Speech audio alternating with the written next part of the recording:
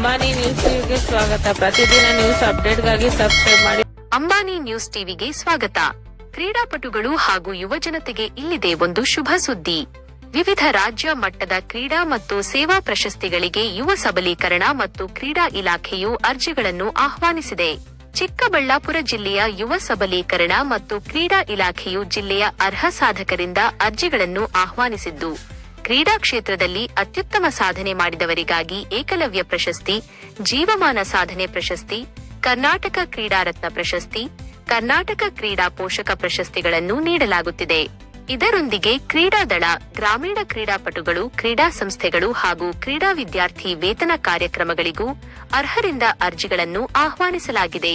ಅರ್ಹ ಹಾಗೂ ಆಸಕ್ತ ಕ್ರೀಡಾಪಟುಗಳು ಮತ್ತು ಸಾಧಕರು ಸೇವಾ ಸಿಂಧು ಅಧಿಕೃತ ಪೋರ್ಟಲ್ ಆದ sevaSindhu.karnataka.gov.in ಗೆ ಲಿಂಕ್ ಮೂಲಕ ಆನ್ಲೈನ್ನಲ್ಲಿ ಅರ್ಜಿ ಸಲ್ಲಿಸಬಹುದಾಗಿದೆ. ಅರ್ಜಿ ಸಲ್ಲಿಸಲು ಜುಲೈ 31 ಅಂತಿಮ ದಿನವಾಗಿದೆ.